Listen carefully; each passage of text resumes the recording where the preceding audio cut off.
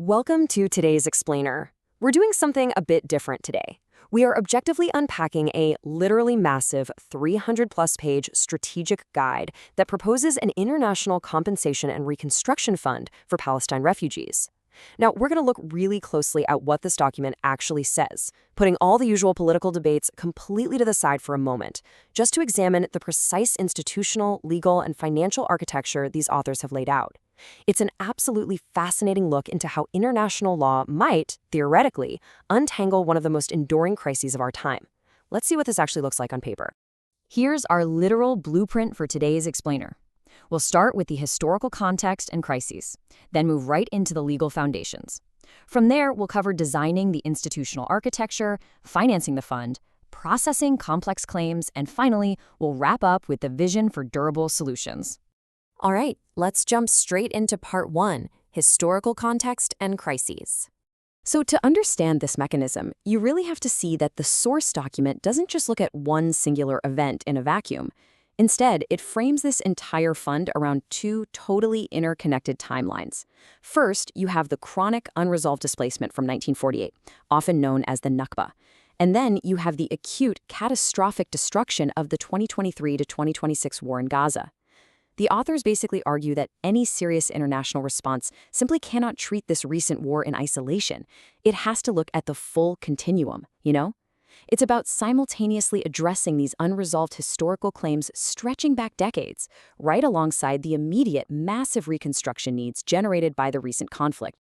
To put that into perspective, since 1948, more than 700,000 Palestinians were displaced. But remember, we're talking about a deeply layered human tragedy spanning multiple generations here. Today, that original population has grown to millions, spread across neighboring states and the global diaspora. And the text points out a really tragic reality. The recent destruction in Gaza actually displaced people who, in a lot of cases, were already refugees from that initial 1948 displacement. So it's literally a crisis layered right on top of an existing crisis, compounding the devastation exponentially. Okay, moving on to part 2, the legal foundations. Now, what's really interesting here is how the authors anchor their entire proposal. They base it strictly on UN General Assembly Resolution 194 from December 1948. And they aren't presenting this as just some moral aspiration or, an act of charity. No, they frame it as a binding legal entitlement. The resolution explicitly recognizes both the right to return and the right to compensation. And by weaving in the Universal Declaration of Human Rights, the Geneva Conventions, and the 1951 Refugee Convention, they establish what they describe as a firm duty, an absolute obligation of the international community to provide full reparation. So here's a totally crucial distinction made in the text. The right to return and the right to compensation are completely independent of each other. What does that actually mean in practice? Well, it means accepting a financial settlement is never, ever conditioned on waiving the right to return. A refugee who returns home, they still have the right to be compensated for decades of loss. And conversely, accepting compensation doesn't legally cancel out someone's right to physically return. The authors strongly emphasize that financial restitution must never be used as a coercive instrument to cancel out physical rights. That brings us to part 3, designing the institutional architecture. So you might be wondering, how do you actually govern a fund, handling claims that span 3 whole generations and potentially amount to hundreds of billions of dollars? It's like a giant puzzle. Well, this strategic guide suggests an independent fund established under United Nations supervision, featuring an independent board of trustees and a dedicated administrative secretariat. Crucially, they say the board needs to include member states, legal experts, financial specialists, and, this is vital, refugee community representatives. The authors argue this is absolutely essential to avoid paternalism. It ensures the rights holders themselves are actively shaping the fund's operation rather than just having decisions made for them behind closed doors.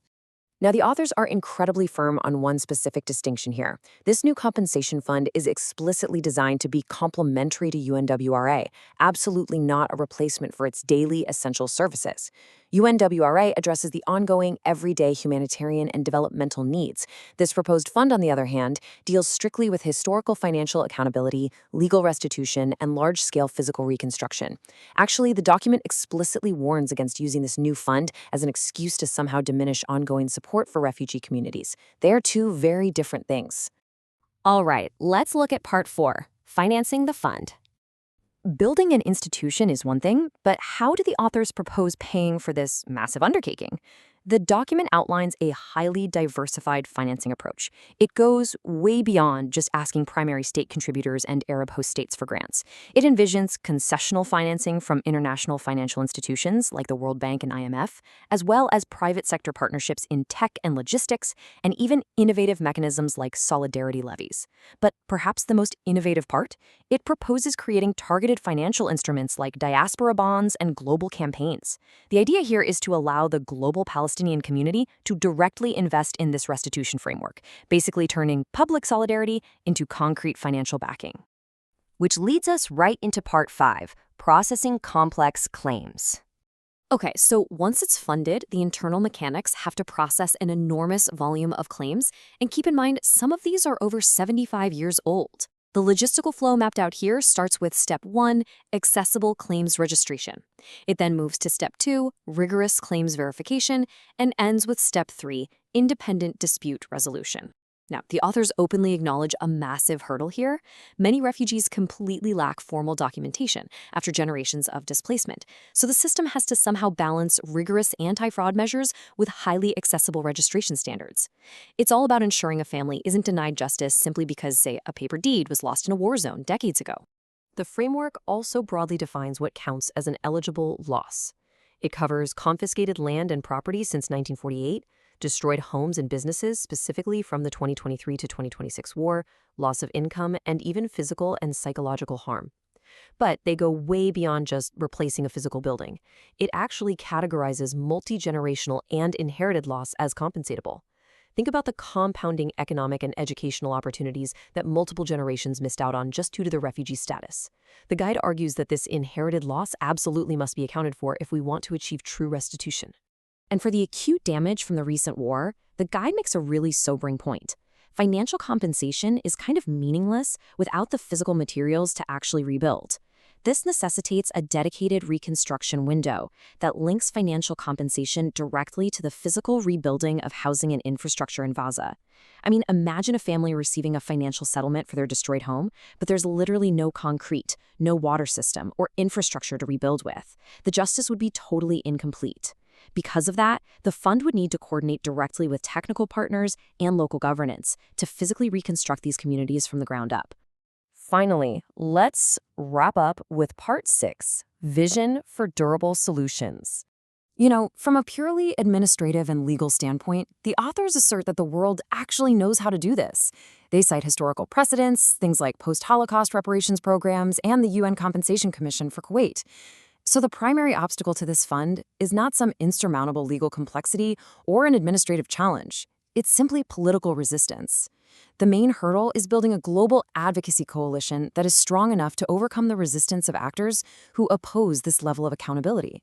The authors of this 300-page strategic guide have meticulously laid out the legal foundations, the institutional blueprints, and the financial mechanisms to make this a reality. It's a completely comprehensive map showing exactly how justice could be administered. But it leaves us with one final, deeply provocative question. Now that the international community has the exact architectural blueprint to resolve a 75-year-old crisis, will they actually step up and build it? Thanks so much for joining me for this explainer. We highly encourage you to dive into the source document yourself to explore all the fascinating intricacies of this proposed path forward.